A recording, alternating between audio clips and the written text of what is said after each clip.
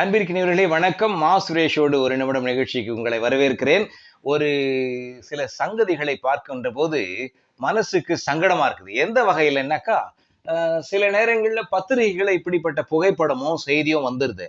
என்ன மாதிரின்னா, 5 வயசு குழந்தைய 5 வயசு முடிஞ்ச குழந்தைய எடுத்துட்டு போயிட்டு பள்ளிக்கூடத்துல பெற்றோர் சேர்க்கிறதும், அப்படி சேர்க்கும்போது அந்த தலைமை ஆசிரியர்கிட்ட அந்த ஆசிரியர்கிட்ட என் மகனை நல்லா அடிச்சு உதைச்சி பாடத்தை சொல்லி கொடுங்க, அப்பதான் அவன் வாழ்க்கையில முன்னேறி வருவான் அப்படிங்கிற மாதிரி ஒரு பெரம்ப கொடுக்கிற மாதிரியான சில சம்பவங்கள், செய்திகள், புகைப்படங்கள் எல்லாம் அடிக்கடிக்கு வந்துகிட்டு தான் இருக்குது. இப்படி அடிச்சு உதைச்சி சொல்லி கொடுத்தாதான் என் மகன் உருப்பிடுவான், என் மகன் உருப்பிடுவா அப்படின்னு குழந்தைக்கு, எந்த குழந்தைய போய் புதுசா சேர்க்கிறோமோ அந்த குழந்தைக்கு சம்பந்தமே இல்லாம பெற்றோரே நேரடியா போய் குச்சியை கொடுத்து கொம்பை கொடுத்துட்டு தலைமை ஆசிரியர்கிட்டயோ அந்த பள்ளிக்கூடத்து ஆசிரியர்கிட்டயோ கொடுத்துட்டு வர்றாங்க. அதை அவரும் வாங்கிக்கிறார்.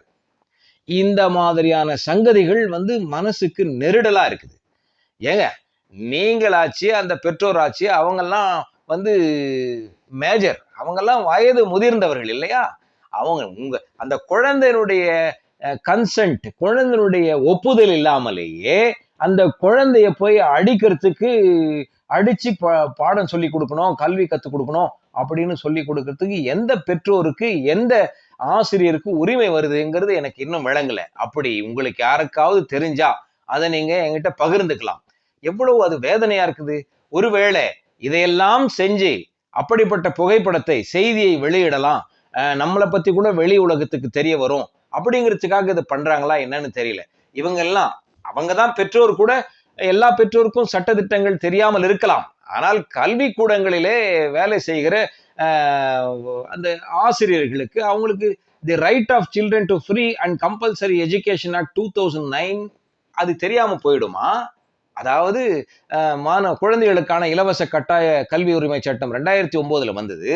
நீங்க அதுல யார் குழந்தைன்னு ஒரு வரையறை, ஹூ இஸ் அ சைல்டுனாக்கா பர்சன். அந்த சைல்டுங்கிறது அதுக்கான வயதை அவர்கள் குறிப்பிடுகிறார்கள். செக்ஷன் 2 கிளாஸ் சி பிரகாரம். செக்ஷன் 2 பிராக்கெட்ல சி போட்டீங்கன்னா ஹூ இஸ் அ சைல்டுங்கிற வரையறை அங்க வருது. whoever is in between 6 to 14 years, அதுதான் அந்த சட்டத்துல சொல்லுது. சரிங்களா? அப்படி குழந்தையாக கருதப்படுகிற ஒருத்தரை போயிட்டு கல்வி சொல்லி கொடுக்கணும்னா அடிச்சு உதைச்சு சொல்லி கொடுன்னு பெரம்ப கொடுக்கறதும், அதை கல்வி கற்ற ஆசிரியர்கள் வாங்கி கொள்வதும் எனக்கு என்னவோ அது நல்ல செய்தியாக, நல்ல செயலாக தெரியவில்லை. சரிங்களா? அது அந்த குழந்தைக்கு தெரிய வந்துச்சுன்னா, இப்படித்தான் ஏதோ ஒரு போய் என்னது அந்த பலி பீடத்துக்கு கூட்டிட்டு போற மாதிரியான ஒரு சிந்தனை தான் எனக்கு வருது. அதனால அது மாத்திரமில்லை, இங்க இன்னொரு சட்டப்பிரிவை நான் சொல்ல வேண்டி இருக்கிறது.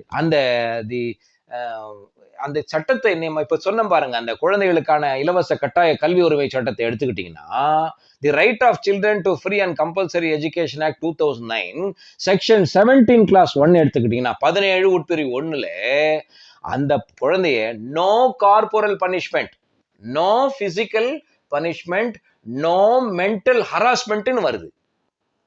சரியா? சரீர ரீதியா, உடல் ரீதியா அந்த குழந்தைய தண்டிக்க கூடாது, மன ரீதியா பாதிக்கக்கூடிய அளவுக்கு செய்யக்கூடாது. அப்படி ஒரு சட்டம் இங்க இருந்து கொண்டிருக்கிற போது கூட பெற்றோர் குச்சியை கொடுத்து படம் பிடிக்கிறதுக்கு கொடுத்தா அதை வாங்கிக்கிறது எந்த வகையில சரி என்று எனக்கு தெரியவில்லை. இதை படித்தவர்கள் உணர வேண்டும். அதிலும் குறிப்பாக ஆசிரிய சமூகத்தில் இருக்கிறவர்கள் அதை பெற்றுக்கொள்ளலாமா, தடை விதிக்க வேண்டாமா? பெற்றோர்களுக்குத்தான் சிந்தனை சற்று குறைவாக இருக்கிறதோ என்று யோசித்தால் கூட, ஆசிரியர் கற்றல் கற்பித்தல் பணியில இருக்கிறவங்க கூட அதை வாங்கிக்கிட்டு அந்த படம் பிடிச்சு செய்தியாக வெளியிடலாமா? சிந்தியுங்கள் தோழர்களே.